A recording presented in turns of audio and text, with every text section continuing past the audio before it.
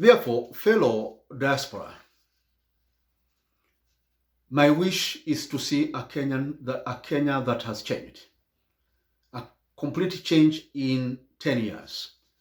My vision is to make Kenya a first world in less than 10 years or within 10 years range. And that means Kenya shall be the first country and the first black nation to join the club of the first world nations. I can be able to bring that Kenya into reality. And that's why I'm seeking passionately for your help. For I would rather ask for financial help rather than engage in corruption or stealing public funds or going the way of pyramid scheme or drug trading and that kind of situation just to raise campaign funds. I've lived a clean life and I wouldn't wish to tarnish my good reputation.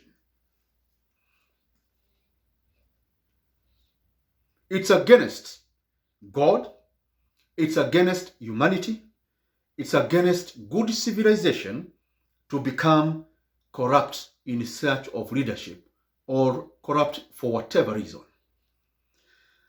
I would rather not be a leader than become a corrupt leader. I would rather not be a leader than become a leader through a corrupt way, because once corrupt, always corrupt. And that's why you see corruption persisting in Kenya.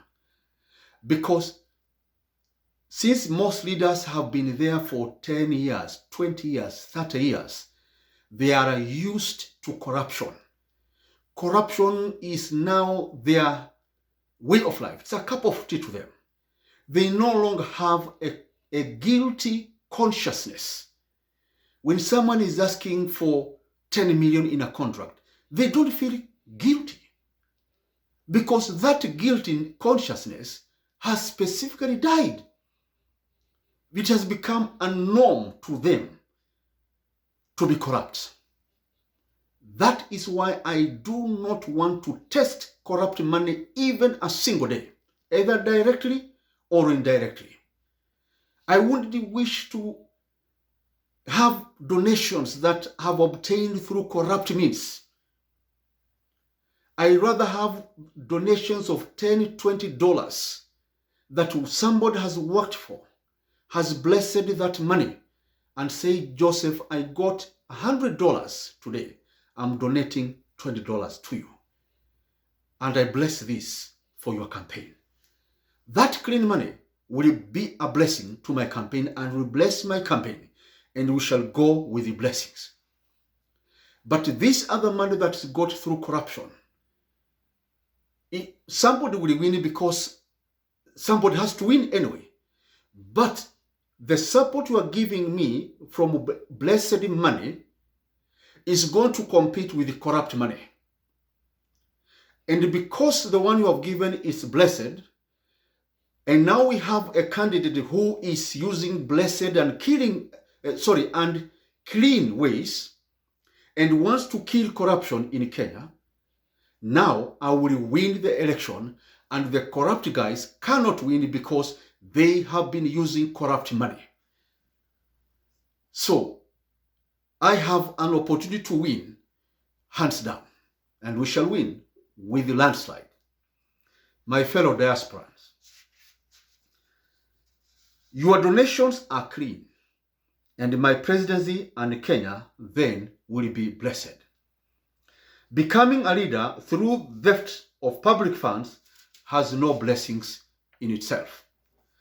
The logic is many hands make work light.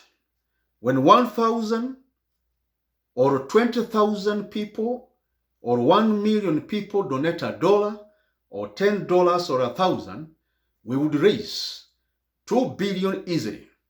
This makes the burden easier rather than one person shouldering the entire burden of giving out $1 million alone or 2 million or whatever the amount. At the end of the day, he or she who gives such huge amounts of money, unless is a foundation or an organization or someone who is a billionaire and wants to give that as part of social corporate responsibility and good heart, and that is welcome, and thank you and God bless for such donors. But if it's an individual like you and me who has been in employment or doing small business, the damage of donating hundreds of thousands or millions alone will be irreparably damaging to that family, to that individual.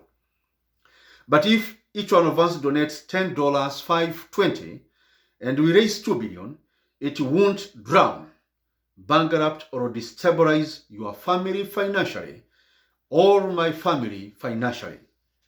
But if the candidate was to raise these 2 billion alone, he or she will drown and go bankrupt in most cases. This is the wisdom the West learns. But 100 years ago, citizens in these Western countries, in America and Canada and others, were not donating to parties and even candidates. And like in Kenya, today, candidates found themselves financing their own campaigns. But many, in those days in America, ended up bankrupt. And many died of depression and suffering through the conditions they were going in. In the USA, former presidents who used the little savings of money they had made over the years for campaigns became bankrupt and died very poor.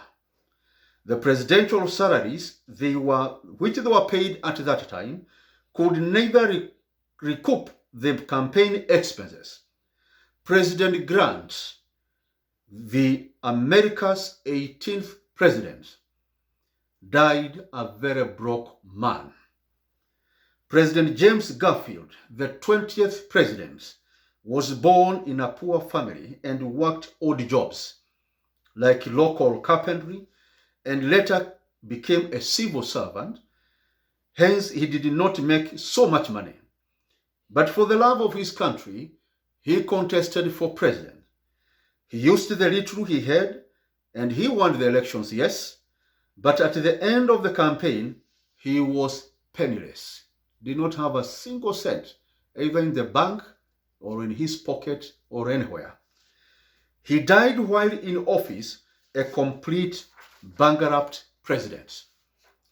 President Thomas Jefferson, the author of the Declaration of Independence and the founder of the University of Virginia, died a penniless man, having spent much of his little savings for campaign. He was so poor such that he had no money to even buy property.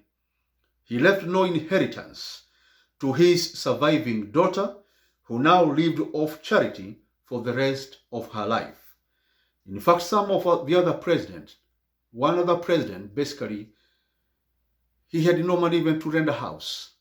He eventually was accommodated by his mother-in-law. It was that tough. These presidents struggled to pay debts incurred during the campaigns. And worst of all, the president's salaries could not meet the cost to recover campaign expenses. President William Henry Harrison was a soldier and a later civil servant and ambassador, which left him little time to accumulate wealth. He depended on his farm mostly, but weather would destroy his crops. With the huge campaign costs, President-elect William Henry Harrison, in his inauguration day, was virtually penniless and died a month later. With nothing from her husband, the First Lady, the wife to President-elect William Henry Harrison, could not afford a stamp for her letters and was actually assisted by the state and the postal services to be sending her letters for free. Later, the US Congress made special arrangements to help her with upkeep funds. This same scenario has been confronting our leaders in Kenya and the entire Africa. With elections costing 20 billion for each individual presidential candidate and their parties Yet with the earnings of 95 million for 5 years for a president, how can one recover her campaign expenses? If the salary is just 1.6 million, which adds up to 19 million, which adds up to 95 million in 5 years, how can such money recover the expenses? And how do they then have to recover the expenses? This is why corruption will not cease. This is why you'll find that major corruption scandals in Kenya are never prosecuted, because the leaders know who those corrupt people are. They know, and they don't want to go there. I request for your donation, ladies and gentlemen. Go to my platform at GoFundMe website and search Make Dr. Joseph Mburu President of Kenya 2022, and just search there and donate to my campaign. I will appreciate with all my heart. Donate just $1, $5, $20. It will take me a long way, and I will appreciate with all my heart. You can also donate through my M-Pesa 074-8265-314. This funding is coming to me because my party is not registered. We haven't got the certificate. It's an advanced point of certification. And once I get it, the rest of the money will be going to the party. And that's why I'm asking that we donate. We build $200,000 for now. And once the party certificate is out, all the rest of the funds will be going to that particular account for the party. But we have to keep things moving. And moving, we must move. Please support me so that we make Kenya the best place to live.